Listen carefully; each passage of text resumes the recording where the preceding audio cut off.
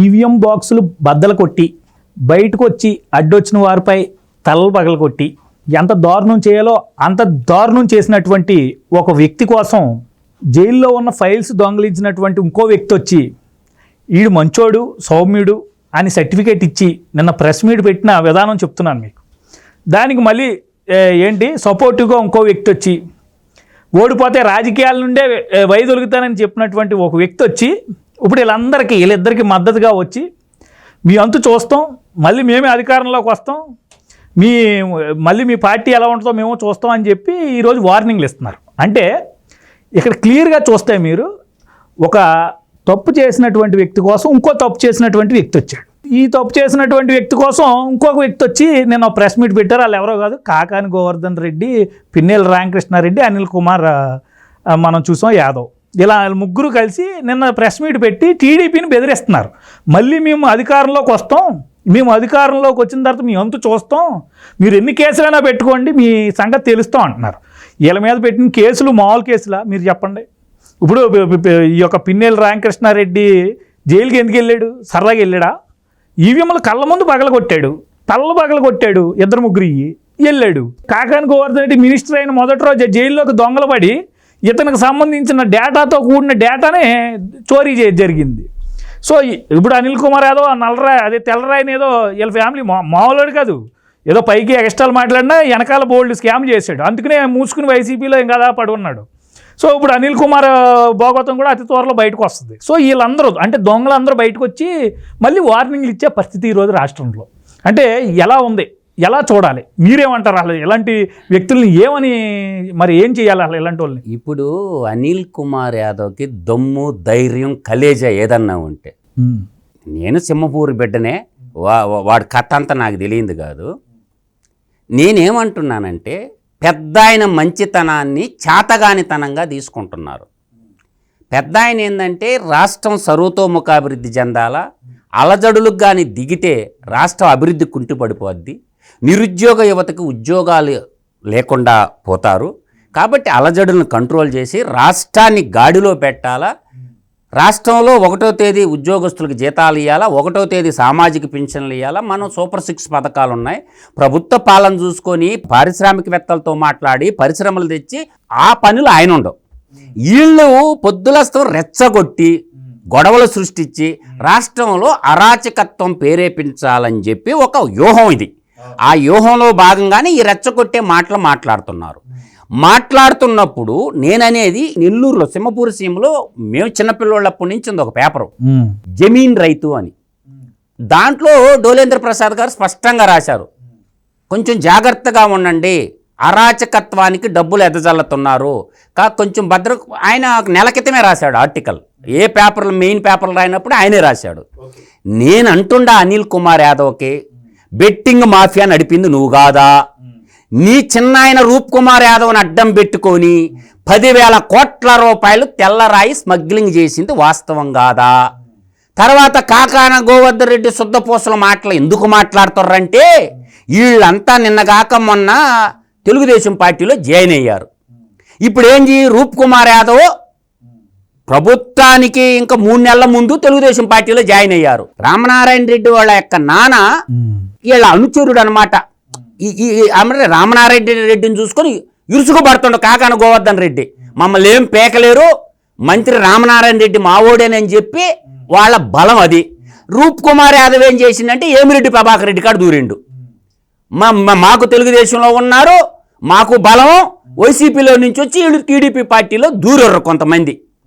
ఇప్పుడు రామనారాయణ రెడ్డి నన్ను కాపాడతాడని కాకాన గోవర్ధన్ రెడ్డికి అప్పుడు మంత్రి అయిన తప్పుడు మేళ తాళాలు పెట్టి ఊరేగించి ఇంట్లోకి తీసుకుపోయిండు ఆనవ రామనారాయణ రెడ్డి గారు. ఆయన ధైర్యం అది. ఇక్కడ బాబాయ్ ఏం చేసిందంటే మన అనిల్ కుమార్ వాళ్ళ యాదవ్ యొక్క బాబాయి రూప్ కుమార్ యాదవ్ ఏమిరెడ్డి ప్రభాకర్ రెడ్డి కాడు చేరే మమ్మల్ని ఎవరు ఏం బేకలేరు, వాళ్ళ ధైర్యం అది, మమ్మల్ని ఇళ్ళు కాపాడతారు అనుకుంటారు. ఈ విషయాన్ని పెద్ద ఆయన పసిగట్టాల. రెండోది, ఇప్పుడు అనిల్ కుమార్ యాదవ్ తెలుగుదేశం గవర్నమెంట్ ఉన్నప్పుడు భూ సెటిల్మెంట్లో అప్పుడు ఉదయగిరి నియోజకవర్గంలో కలిగిరి మండలంలో ట్రిపుల్ మర్డర్ జరిగింది. ఆ ట్రిపుల్ మర్డర్లో ఒక శవాన్ని మోయటానికి వచ్చాడు ఒక గ్రామంకి.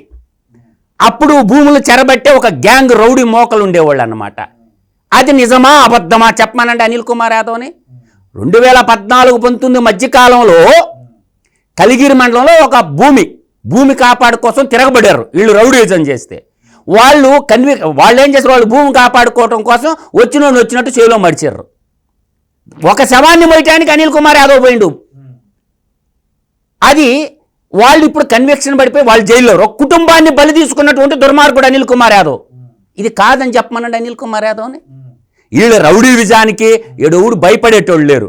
నీ 3 రౌడీలు మడిచారా లేదా వాళ్ళ సామాన్య రైతు బిడ్డలు. అంటే వీళ్ళు ఎలా బెదిరిస్తున్నారంటే మళ్ళీ మేము అధికారంలోకి వస్తాం, అసలు మీ అందరిని మామూలుగా ఊచకోతకు వస్తాం అన్నట్టు చెప్తున్నారు వీళ్ళు. సరే అధికారం ఎందుకు, ఇప్పుడు రా, నువ్వు అంత మగతనం ఉన్నాడు ఇప్పుడు రా. అందువల్ల ఏంటంటే 2-3 సందర్భాల్లో ఉదయగిరి నియోజకవర్గంలో ఏలు పెట్టి కాల్చుకున్నాడు అనిల్ కుమార్ యాదవ్. కనీసం ఒక ఇరిగేషన్ శాఖ మంత్రిగా ఉండి, ఆ రోజు సోషల్ మీడియాలో నేనే పెట్టా, మొట్టమొదటి ఈయన ఇరిగేషన్ మినిస్టర్ ఉండవు, అనిల్ కుమార్ యాదవ్ నువ్వు మగాడు అయితే, నీలో కలేజా ఉంటే మెయిన్ కెనాల్ లోడేశాడు చంద్రబాబు నాయుడు, పిల్ల కాలంలోడు మగోడు అయితే చెరువులకు నీళ్ళు అన్న సోమశాల ఉత్తరపు కాలవని. ఆ కాలం ఏడుంటో కూడా తెలియదు, చిల్ల మొక్కలు బలిచిపోయి ఉన్నాయి. ఇప్పుడు వాడు కెమెరా ఎత్తుకొని బుచ్చిరెడ్డిపాలెంలో ఉన్నటువంటి కెనాల్ అన్నిటి తిరగమను, పాపిరెడ్డి కాలువను కానీ, తర్వాత అల్లూరు కాలువ కానీ, తర్వాత పెద్ద రిజర్వాయర్ కానీ, బుచ్చిరెడ్డిపాలెం దగ్గర ఉన్న కనిగిరి రిజర్వాయర్ కానీ, ఉత్తరపు కాలువ మీదకు బొమ్మనంటే హై లెవెల్ కెనాల్ అన్ని చిల్ల చెట్లు మలిచిపోయి ఉన్నాయి. సొంత జిల్లాకే న్యాయం చేయలేనటువంటి ఇరిగేషన్ మంత్రి ఇవాళ కాకాన గోవర్ధన్ రెడ్డి ఉన్నాడు. పెద్ద పెద్ద మాటలు ఎందుకు మాట్లాడతావు నువ్వు? చంద్రబాబు నాయుడు దుర్మార్గుడు, చంద్రబాబు నాయుడు అది ఇది అని మాట్లాడుతుండవు కదా. నీ కాడికి దుర్మార్గుడు ఎవడన్నా ఉండడా? కాబట్టి రామనారాయణ రెడ్డి తెలుసుకోవాలా ఎవరు విఘ్నులు, ఎవరు మేధావులు, ఎవరు మేధావులు అనే సంగతి రామనారాయణ రెడ్డి అండ చూసుకొని ఎగిరెగిరి పడుతుండవు కాకాన గోవర్ధన్ రెడ్డి. అందువల్ల నేను అంటుండేదేంటి, వీళ్ళు సింహపూర్ సొంత జిల్లాకే పీకి కట్టలు కట్టింది ఏమి లేదు. ఇప్పుడు కాకాన గోవర్ధన్ రెడ్డి బయటకు వచ్చి ఒక వ్యవసాయ శాఖ మంత్రిగా నీ ప్రణాళికల్లో ఏమని ఉంది? ఆ ప్రణాళిక ఒక రైతు భరోసా పక్కన పెడితే ఎన్ని ఉండే దాంట్లో?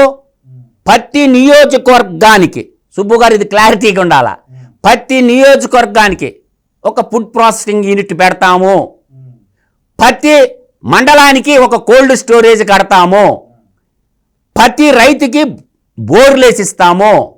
ఇట్లా దాదాపుగా చాంతాడంత లిస్ట్ ఉంది. ఏది రైతు భరోసా కేవలం రైతులకు 15,000 ఇచ్చి కేంద్ర ప్రభుత్వం ఇచ్చిన 6,000 కూడా ఇళ్ళ అకౌంట్లో వేసుకొని వీళ్ళు ఇచ్చింది 7,500 రూపాయలు. 5 సంవత్సరాలు కలిపి 37,500. మిగతా బ్యాలెన్స్ అమౌంట్ ఇచ్చింది సెంట్రల్ గవర్నమెంటు. ఇలా అదేదో పెద్ద ఘనకార్యం అన్నట్టు సాక్షి పేపర్లు యాడ్ ఇచ్చుకొని ప్రజల సొమ్ము నాకేసి, అందుగాక నీ ఒక్కసారి వాళ్ళ మేనిఫెస్టోని బయటికి తీసి రైతు భరోసా కింద ఏవే పథకాలు ఉన్నాయి చదవమను కాకాన గోవర్ధన్ రెడ్డి. ఒక అన్ఫిట్ వ్యవసాయ శాఖ మంత్రిగా మిగిలిపోయి పెరికి కట్టలు కట్టింది ఏమి లేకుండా నేను అధ్యాస్తా ఇజ్జేస్తా. ఏంది నువ్వు పెరికి కట్టలు కట్టేది? మీ పని అయిపోయిందిరా బాబు, ట్రై చేయండి. మీ కరప్షన్ రెడ్లు ట్రై చేయండి. ఇవాళ వెనక పక్క ఏం జరగద్దో అందరికీ తెలుసు. మేల్కొన్నది యువత. రెడ్లంతా ఒకటి కాదు, 38 తెగల రెడ్లు ఉన్నారు. ఈ కరప్షన్ రెడ్లు మాత్రమే జగన్మోహన్ రెడ్డి దగ్గర ఉంటారు. మిగతా వాళ్ళు అసెంబ్లీ గడప దొక్కన రెడ్డి సామాజిక వర్గాలు వేల సంఖ్యలో ఓట్లు ఉన్నాయి. వాళ్ళందరూ అభివృద్ధి కోరుకుంటున్నారు, వాళ్ళ పిల్లలకు ఉద్యోగాలు కోరుకుంటున్నారు, స్వచ్ఛమైన పాలన కోరుకుంటున్నారు. అరాచకత్వాన్ని ప్రేరేపించి, నియంతృత్వాన్ని ప్రేరేపించి, ప్రజాస్వామ్యాన్ని మరిచిపోయి ఏం చేశారు? 5 ఏళ్ళు దుర్మార్గమైన పేల. ఆయన ఒక రాజులాగా ఆంధ్రప్రదేశ్కి ప్రజాస్వామ్యాన్ని, ఇండియన్ రాజ్యాంగం, భారత రాజ్యాంగాన్ని పక్కన పెట్టేసి వీళ్ళు ఇంప్లిమెంటేషన్ చేసింది ఏంది? అందువల్ల ఏంటంటే దీన్నంతా కూడా ప్రజలు ఏకస్వామ్యాన్ని, నియంతృత్వాన్ని ఒప్పుకోరు. మీ రౌడీ డైలాగులకి బడిసే ఒడువులు లేరు. అంత తుత్తరగా ఉంటే రండి బయటికి. ఒక దిక్కడ పోలీసు వాళ్ళని పక్కన పెట్టుకుందాం, కొట్టుకుందాం. నేను చెప్తున్నా కదా, పోలీసు వాళ్ళని పక్కన పెడదాం. మీ కలేజ్ అయిందో పోలీసు వాళ్ళు లేకపోతే ఇంట్లో నుంచి అడుగు బయటకు పెట్టలేరు. మీరు మాట్లాడేదా? అందువల్ల ఏంటంటే పోలీసు వాళ్ళు అండ చూసుకు. ఇప్పుడు పిల్లల్ని రామకృష్ణారెడ్డి ఒక పెద్ద రాజకీయం చేస్తున్నాడు. కాంగ్రెస్లో నల్లగొండ జిల్లాలో ఉన్నటువంటి ఒక మంత్రి గతంలో వాళ్ళ ద్వారా రాయబారం నడిపిస్తున్నాడు. నన్ను ఏ కేసులు పెట్టకుండా నన్ను కాపాడాడని చెప్పి రేవంత్ రెడ్డి ద్వారా ప్రెజర్ తెస్తున్నాడు తెలుగుదేశం పార్టీ మీద. తెలుగుదేశం పార్టీ ససేమరా అంటుంది. అందువల్ల నేనంటుండేది ఏంటంటే కాంగ్రెస్ పార్టీనే, ఇది వాస్తవం కాదని చెప్పమానండి, కాంగ్రెస్ పార్టీ నాయకులు, తెలంగాణలో ఉన్న కాంగ్రెస్ పార్టీ నాయకులు పిల్లిల్ని రామకృష్ణారెడ్డిని కాపాడడానికి సహస్రదా ప్రయత్నాలు చేస్తున్నారు. అక్కడున్న ఎన్డీఏ గవర్నమెంట్ ఒప్పుకోవటం లేదు. అందుకే కూటమి ప్రభుత్వం దీంట్లో మీరు గమ్ముగా ఉండండి, మాట్లాడొద్దు. ఒక ప్రెజరు, హైదరాబాదులో ఆస్తులు ఉన్నాయి కాబట్టి ఒక బెదిరించాలా, ఈడ కాంగ్రెస్ ప్రభుత్వం ద్వారా మంతనాలు సాగిస్తున్నారు. అందువల్ల ఏంటంటే ఆయనకి కండిషన్ బెయిల్ ఇచ్చారు. వారం పోయి స్టేషన్ హౌస్ ఆఫీసర్ మీద సంతకం పెట్టాలా, పాస్పోర్ట్ హ్యాండ్ ఓవర్ చేయాలా, 50,000 డిపాజిట్ కట్టాలా. ఆయన ఏడ తిరిగినా వారం వచ్చి స్టేషన్ హౌస్ ఆఫీసర్ అంటే సిఐ కాడికి వచ్చి సంతకం పెట్టాలి. ఆడికి పోతాడు. గతంలో మాచర్ల పోయినప్పుడు ఆడున్నటువంటి తెలుగుదేశం పార్టీ బోండా ఉమా మీద, తర్వాత మన ఇంకొక తెలుగుదేశం పార్టీ బుద్ధ వెంకన్న మీద ఎట్ట పొడిచినారు. కారులో పోతా ఉంటే ప్రాణాలు అరిచేతులు పెట్టుకొని బయటకు వచ్చినారు కదా. మాచర్లలో ప్రజాస్వామ్యం ఎక్కడ ఉంది? మాచర్లలో 20 ఏళ్ళు అరాచకత్వమే ఉంది. ఈరోజు మాచర్లలో సరస్వతి సిమెంటు ఎవరిది? వైవి సుబ్బారెడ్డిది. సరస్వతి సిమెంట్కి భూముల్లో సరస్వతి సిమెంట్ ఫ్యాక్టరీ ఉందా? ఆ మైనింగ్ వాల్యూ ఎంత? సిమెంట్ ఫ్యాక్టరీ రాకుండా మైనింగ్ ఎలా కేటాయిస్తారు? మైన్ దోపిడీ ఎంత జరిగింది? ఈ విధంగా చెప్పుకుంటూ పోతే చాంతాడంత లిస్ట్ ఉంది. తర్వాత లిక్కర్ బాయిలో దాపెట్టిండు, ఏది ఎలక్షన్ అప్పుడు. ఆ కేసు ఒకటి ఉంది కాకాన గోవర్ధన్ రెడ్డి మీద, ఇది తమిళనాడు నుంచి చీప్ లిక్కర్ తెప్పించి అదొక కేసు ఉంది. వీటన్నిటికి కూడా ఏంటంటే ఈ పెద్ద కుటుంబాలు అంటే వివిధ రాజకీయ పార్టీల్లో సభ్యత్వాలు ఎమ్మెల్యేలుగా అయిపోయి వాడిని ఈడు కాపాడతా, ఈయన్ని వాడు కాపాడతా కార్యకర్తలను సమిధులు చేస్తారు. అందువల్ల నేననే చెప్పేది ఏంటంటే సమాధానం చెప్పి తీరాలా. ఏమిరెడ్డి ప్రభాకర్ రెడ్డి దగ్గర రూప్ కుమార్ యాదవ్ ఉండడా లేదా? కాకాన గోవర్ధన్ రెడ్డిని కాపాడుతుండేది ఆనం రామనారాయణ రెడ్డి కాదా? ఆయన శిష్యుడు కాబట్టి. అందువల్ల ఏంటంటే తెలుగుదేశం పార్టీ కార్యకర్తలు చేతులు కట్టేస్తున్నారు. పెద్ద ఆయన కూడా అర్థం చేసుకోవాలా వెనక ఏం జరుగుతుండేది. కారుమూరి నాగేశ్వరరావు కొడుకు నెల్లూరులో చేరి 10,000 కోట్ల రూపాయల స్క్వాడ్జ్ క్యాము, కారుమూరి నాగేశ్వరరావు కొడుకు సునీలు, వీళ్ళందరూ తెల్లరాయి కుంభకోణంలో ఉండరు. వీళ్ళందరినీ ఎవరు కాపాడుతున్నారు? వాళ్ళని 10,000 కోట్ల రూపాయలైన విలువైనటువంటి తెల్లరాయి స్మగ్లింగ్ చేసిన వాళ్ళంతా వీళ్ళందరినీ ఇంకా అరెస్ట్ చేయకపోతుంటే తెలుగుదేశం పార్టీ కార్యకర్తలు పెద్ద ఆయన నిర్ణయం కోసం వెయిటింగ్ చేస్తారు. అందువల్ల ఏంటంటే వీళ్ళు పుడింగ్ మాట్లాడితే ఇప్పుడు అనిల్ కుమార్ యాదవ్ చరిత్ర తెలియనోళ్ళు ఎవరిది కాదు. ఆయన బెట్టింగ్ మాఫియా గురించి తెలియనోళ్ళు ఎవరు లేరు. బెదిరిస్తే భయపడటానికి ఎవడు లేరు.